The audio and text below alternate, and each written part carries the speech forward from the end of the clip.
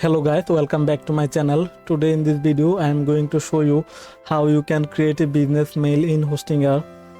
So first we need to log in our Hostinger account, and here put your login credential. Click login. Next on, go to the website, click on this. Now select your website, click on manage, and now here you can see this option, and go to the free email, click on manage, and then click on create an email account. Just click on this. Now give a name. This will be our business mail, and enter the password. Next, click on create button.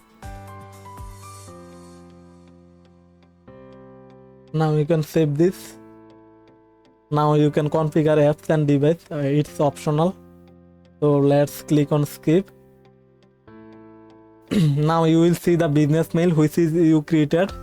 So let's click webmail, and here enter your password. Click login.